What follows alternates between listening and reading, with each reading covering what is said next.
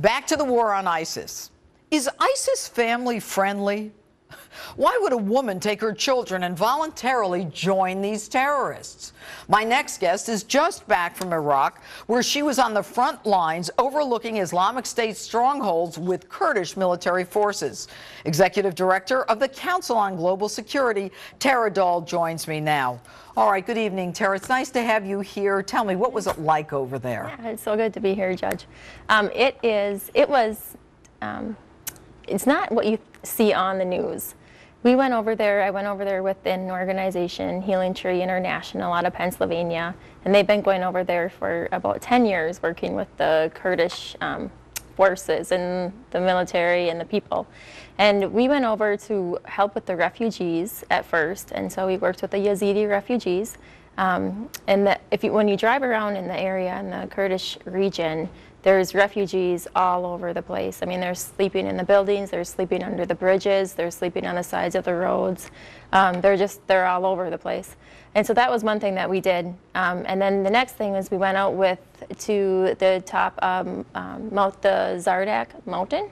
And that's where the Peshmerga forces have taken the mountain over from ISIS, and now it's a stronghold for the Peshmerga forces, and below it's Nineveh Plain. It's about 20 kilometers north of Mosul, and the ISIS has a lot of strongholds in Nineveh Plain, so that's where the Peshmerga then are advancing village by village and town by town. And so you had an opportunity to talk with some of these people who've been forced out of their homes, or, what are they saying? I mean, it's traumatic. It's absolutely traumatic.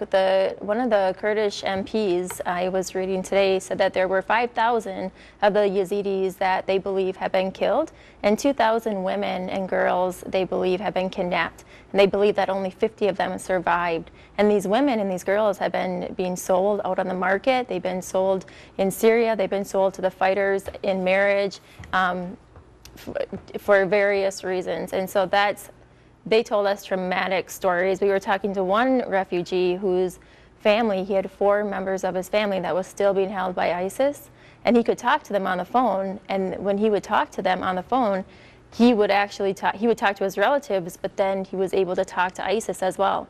And ISIS told him that we're holding your family members for hostages against the U.S. airstrikes. And he said, there's no way, though, that they're going to survive. They're going to kill them anyway. And he just said this to you as a matter of fact. Yeah, because he was taking refuge in Kurdistan. All right, it's a horrible situation, but I want to switch gears a little. Women taking their children and actually joining ISIS, why would a woman with a family want to do that? But one of the reasons what they say about the U.S. and the West, too, is that they want to go live with religious Sharia law, where they're leaving a secular country, they're leaving the sex, they're leaving the crime, they're leaving the drugs to be able to go live under the strict Sharia law. But in reality, that's where I believe that the ISIS are using the social media to recruit these women that are lonely, that are depressed, and then they make them feel accepted, that they will be accepted, because ISIS has a long-term goal. They're thinking long-term. This didn't just come up out of nowhere. This has been years and years of planning. And so one of their goals is that they want the women, how they conduct jihad is that they outbirth us. And so outbirth? You mean have more children? They have more children. And so that's one of the things that ISIS, too, is they need women. They need children so that they can continue the global caliphate. Wow. That's one that I hadn't heard from before. And, I want to get your take. There is a female fighter pilot for the UAE, Miriam Al-Mansouri, and there's her picture right up there on the screen. And she joined the mission against ISIS in Syria. Now, besides being proud of her because she's a woman and because she is from a country where you wouldn't expect that, is there a particular meaning to a woman having that kind of role in war? Well, that was when I was over there. That's where I learned is that ISIS are actually afraid of women fighters, that they actually will run away from the women fighters because they believe that if they get killed by a woman, they won't go to heaven.